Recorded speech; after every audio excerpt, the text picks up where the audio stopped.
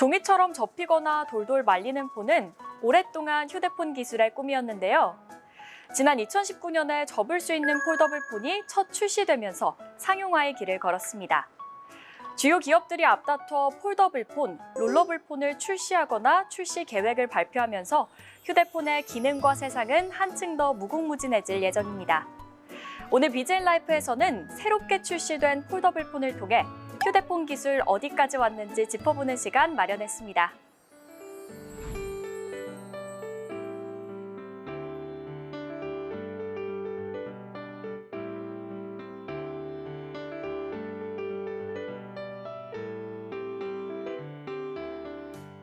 기사님, 여기 핸드폰 보이세요? 네. 옛날 핸드폰인가 봐요. 엄청 크네요. 안테나도 있고. 네, 아니 두께감부터 벌써 막 진짜 제 손바닥만해 보이기도 하고 연도도 보니까 엄청 오래전에 나온 핸드폰이에요. 이거 같은 경우는 1983년도 출시라고 돼 있는데 예원 씨보다 훨씬 나이가 많네요. 네, 저보다 선배네요. 인생 선배네요.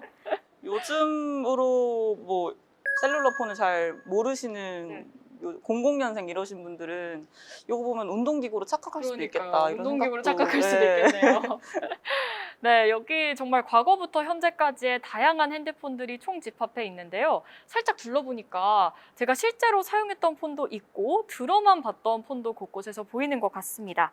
그래서 오늘은 저희가 미처 사용해보지 못했던 과거의 폰부터 현재까지의 변화에 대해서 설명해 주실 분 모셨습니다. 안녕하세요. 안녕하세요. 안녕하세요. 반갑습니다. 이런 말씀 드리면 조금 웃길 수도 있겠지만 저는 현재 나와 있는 스마트폰보다 여기 이렇게 나와 있는 과거 폰을 보는 게 뭔가 더 새로운 것 같은데요. 국내 최초의 핸드폰은 어떤 건가요? 네, 국내 최초의 휴대폰은 지금 보시는 SH100이라고 하는 삼성전자 최초의 셀룰러 폰입니다. 이 제품 같은 경우에는 1988년 서울올림픽 개막에 맞춰서 출시가 되었는데요. 네, 이 제품은 삼성전자 모바일 역사의 시작이라고 볼 수 있는 제품입니다. 그렇군요.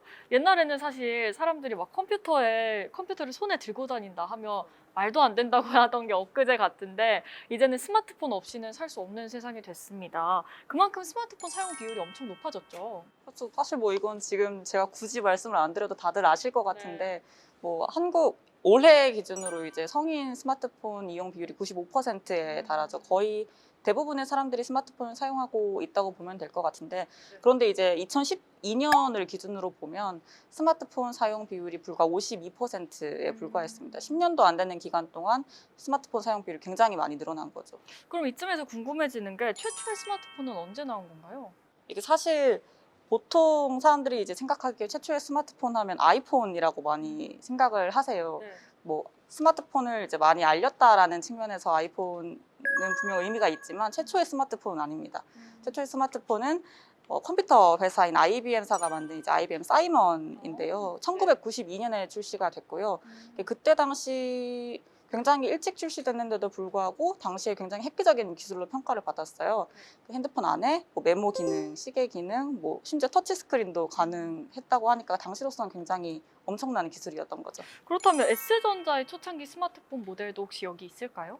네, 있습니다. 바로 갤럭시 S인데요. 갤럭시 S는 2010년에 출시가 되었습니다. 갤럭시 S는 1000만 대의 판매를 기록을 하게 되면서 전 세계에 갤럭시라는 이름을 알리게 된 제품이기도 합니다.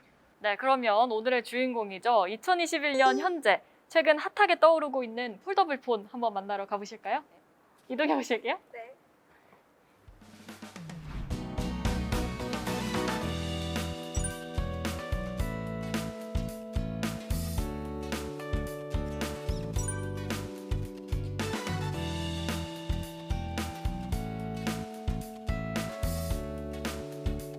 앞서서 휴대폰의 역사에 대해서 알아보고 왔는데요. 이제는 S사에서 새롭게 출시된 3세대 폴더블 폰에 대해 알아볼까 합니다. 디자인도 과거와 많이 달라졌고요. 또 디스플레이 접히는 부분도 티 안 나게 자연스러워 보입니다. 관계자와 함께 어떻게 이 폴더블 폰을 기획하게 되셨는지 그리고 현재 스마트폰 시장의 상황은 어떤지도 알아보도록 하겠습니다. 안녕하세요. 안녕하세요. 네, 반갑습니다. 현재 출시된 폴더블 폰 인기가 상당하다고 하는데요. 어느 정도인가요? 사실 3세대 폴더블 폰을 만든 삼성전자의 예상치도 뛰어넘었다 이렇게 볼 수 있겠는데요. 국내에 출시된 지 40일도 채 되지 않아서 100만 대 판매를 돌파했고요. 이게 삼성전자 역대 기록 중에 세 번째라고 합니다.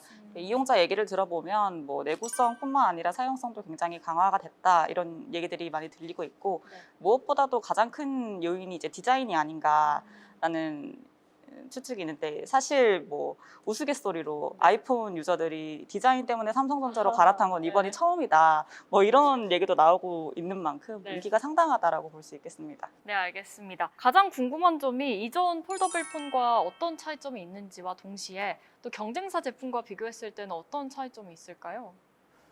이전 폴더블 제품과 비교했을 때는 디자인적으로는 사실 저희가 이제 외관적으로 네. 우선 이중 글라스를 적용을 해서 이게 한 장의 글라스지만 저희가 깎아서 장인 정신으로 깎아서 정말 네. 그렇게 해서 적용한 기술이 들어간 거고요. 그다음에 컬러 같은 경우도 초창기에는 이제 다양한 컬러로 기존에 저희가 제공하는 블랙이나 실버 일률적이지 않은 컬러들을 적용을 해서 저희가 다양한 컬러 그리고 이번에 또 비스포크를 통해서 정말 다양한 컬러들이 자기 자신의 개성을 나타낼 수 있는 것들을 최대한 반영할 수 있도록 저희가 제품을 좀 기획하게 됐고요. 네.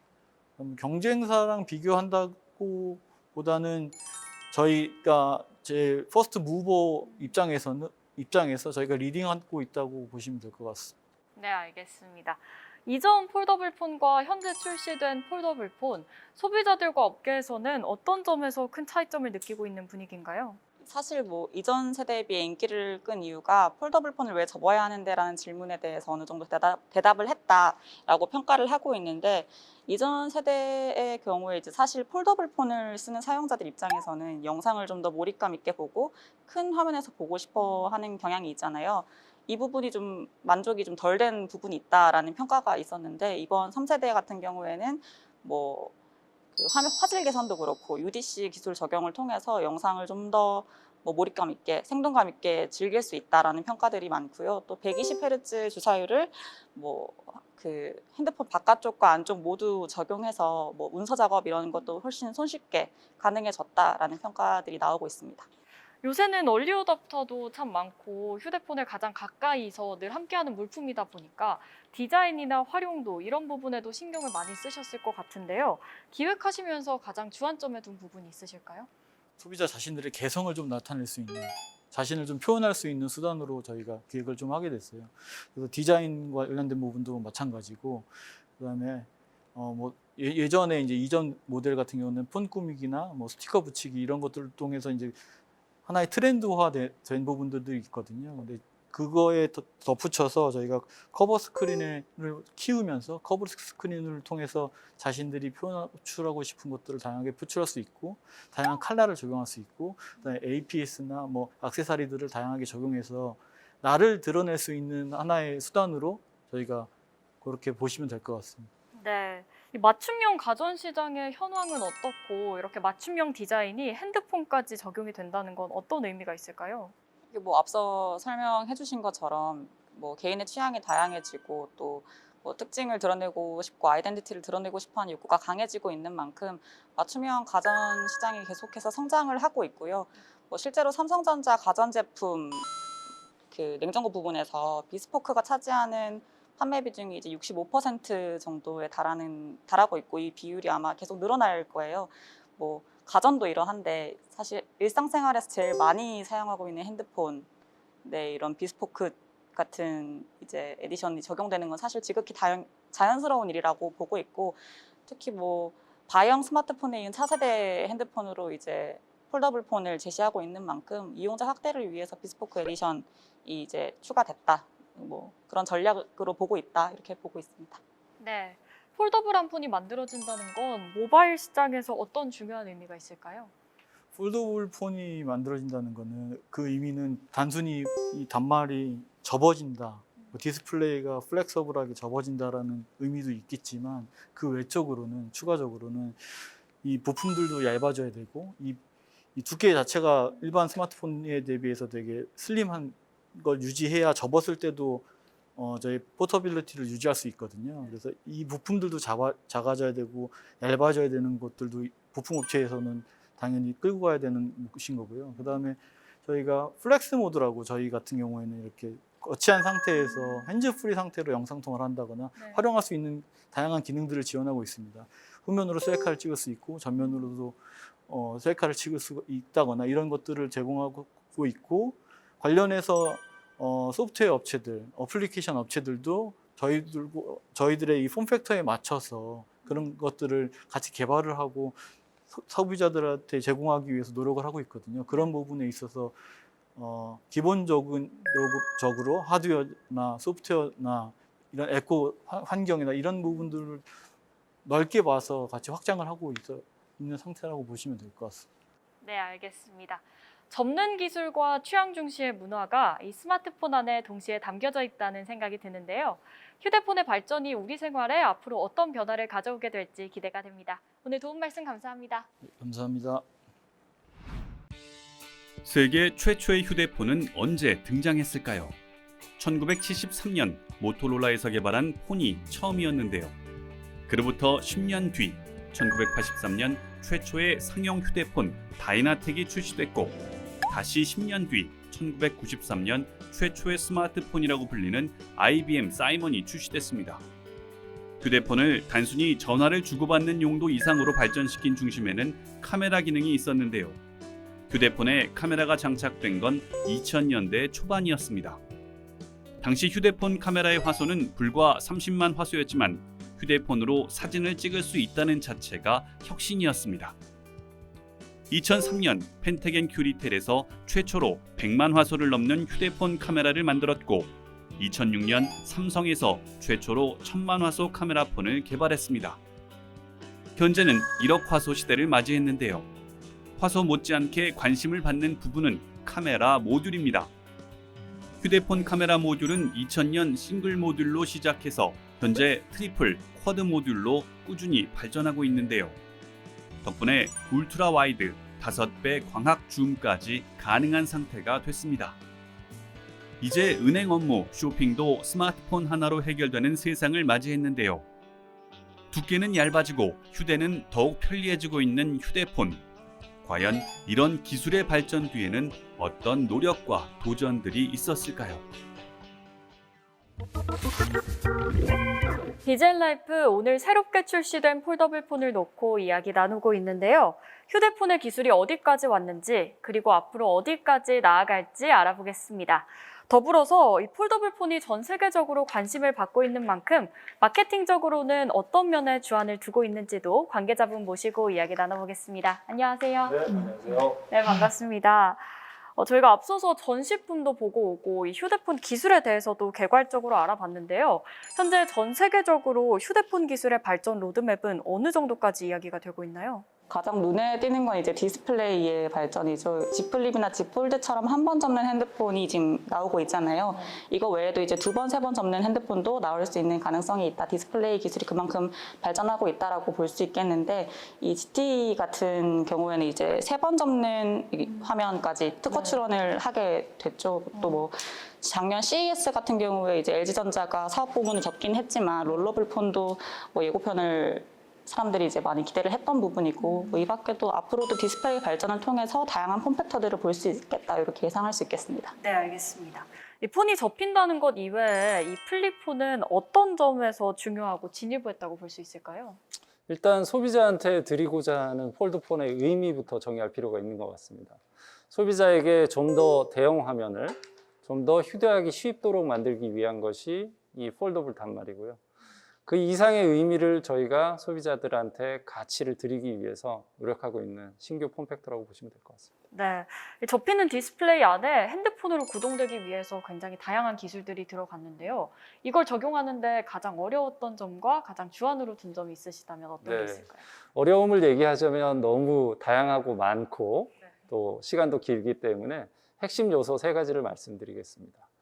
접해야 되는 단말이기 때문에 디스플레이가 접혀야 되는 것이고요. 그 다음에 이 바디가 또 접혀야 되는 것이고요.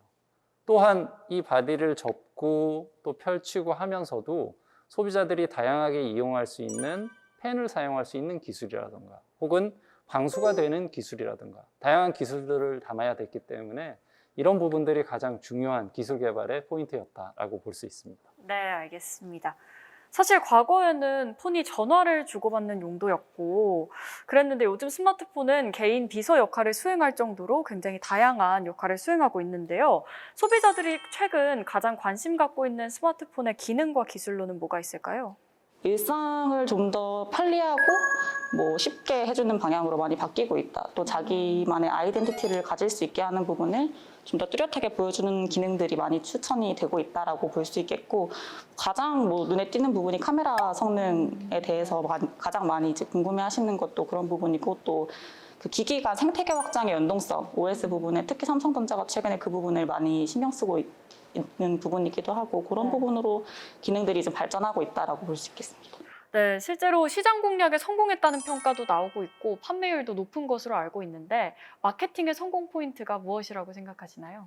이번에 저희는 이게 접을 수 있다, 그 폴더빌리티나 아니면 그런 스펙 같은 거를 강조하기보다는 폴더블을 이걸 접음으로써 나올 수 있는 사용자들의 이제 고유 경험과 그런 이제 느낄 수 있는 베네핏을 많이 강조하려고 노력을 했거든요. 그렇게 했던 것이 커뮤니케이션에 되게 도움이 많이 됐던 것 같습니다. 네. MZ세대 소비자를 겨냥한 디자인과 마케팅이다라는 평가도 나오고 있는데 실제로 마케팅 타겟층이 MZ세대 라이프 스타일에 초점을 둔 건가요?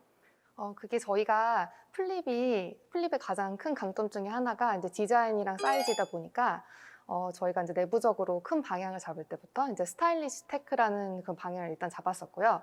그리고 이제 플립만이 제공할 수 있는 고유 경험이 확실히 이제 MZ 세대의 라이프 스타일과 자연스럽게 좀 맞아 떨어질 수 있는 그런 부분들이 있어서 플렉스 모드라든지 아니면 커버 스크린이라든지 그런 것들이 이제 있어서 저희가 그렇게 커뮤니케이션을 이제 초점 맞춰가고 있었습니다. 네. 폰 꾸미기 혹은 플립 맞춤형 배경화면 이런 것들도 상당히 인기라고 하고 있는데요. 관련해서 관심이 진짜 많은가요?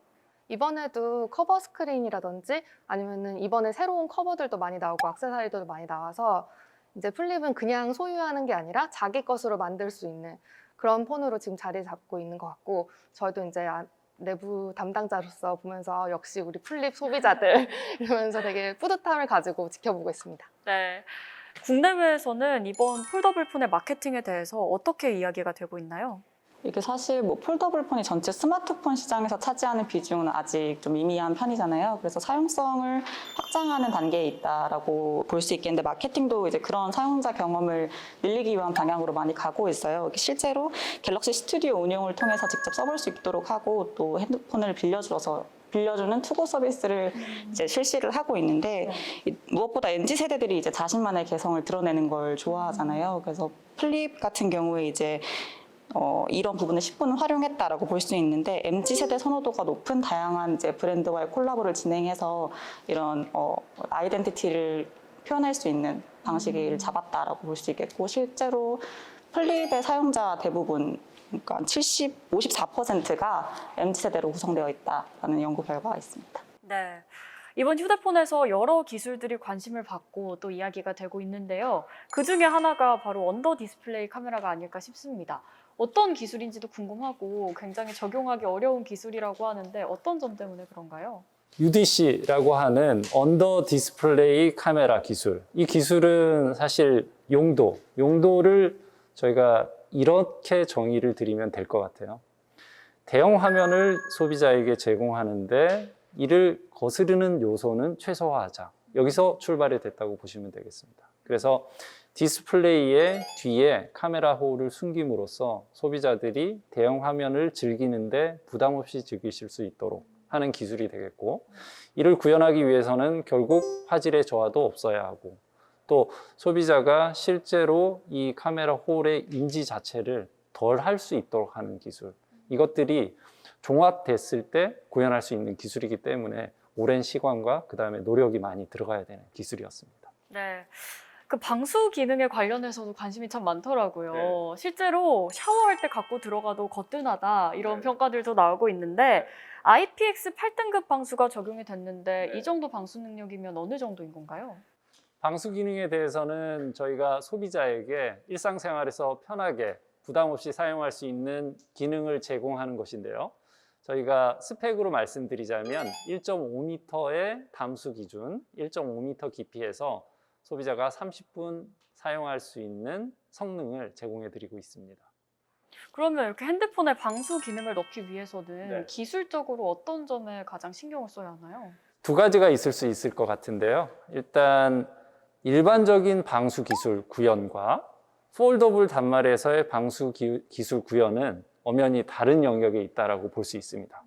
일반 단말에서는 움직이지 않기 때문에 디스플레이에 해당하는 전면과 이 반대편, 백 쪽에 해당하는 면을 잘 밀봉하면 방수를 구현할 수 있습니다. 근데 앞서 말씀드린 두 번째 기술, 폴더블 단말에서의 방수 기술은 이보다 더 업그레이드된 플러스 알파 기술이 들어가야 합니다. 왜냐하면 디스플레이가 미세하게 슬라이딩하는 움직이는 단말이기 때문에 그렇습니다. 그 미세한 움직임조차 막을 수 있는 기술, 그 기술이 폴더블 단말에는 추가됐다고 보시면 될 것 같습니다. 네, 알겠습니다. 현재 소비자들 사이에서 이 폴더블 폰에 대해서 다양한 의견들이 나오고 있는데요. 기술 혹은 기능적인 부분에서는 어떤 점들이 가장 많이 이야기가 되나요? 앞서 말씀드린 것 외에 이제 것을 얘기를 해보자면 뭐 S펜에 대한 얘기가 가장 많이 나오고 있죠. 사실 이제 노트 시리즈에만 탑재됐던 S펜이 폴더블에 최초로 탑재가 되면서 이게 노트 시리즈를 대체하는 게 아니냐 뭐 이런 예측도 많이 있었었는데 이 폴더블 폰에서 S펜을 사용한다라는 이제 예측이 나왔을 때 소비자들이 제일 우려했던 점이 디스플레이에 영향을 주는 게 아니냐, 힌지 부분이 제대로 작동을 할까라는 부분이었거든요. 근데 이제 말씀하신 부분 기능적으로 생각보다 다양하게 많이 보완이 돼서 그 부분에 있어서 뭐 성능이 좋았다라는 평들이 좀 많이 나오고 있습니다. 중국에서까지 점유율이 높아지고 있다는 소식을 들었는데요. 글로벌 시장에서는 어떤 점에 주안을 두고 마케팅을 하고 계신가요? 글로벌 마케팅은 폴더블의 인지도를 높이는 거에 저희가 이제 포커스를 가지고 있었고요.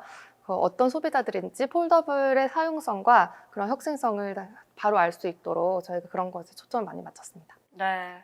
그렇다면 이 글로벌 시장에서 다른 경쟁 업체와 비교했을 때 S사의 이번 폴더블 폰의 전략과 마케팅은 어느 정도 경쟁력을 갖고 있다고 보시나요?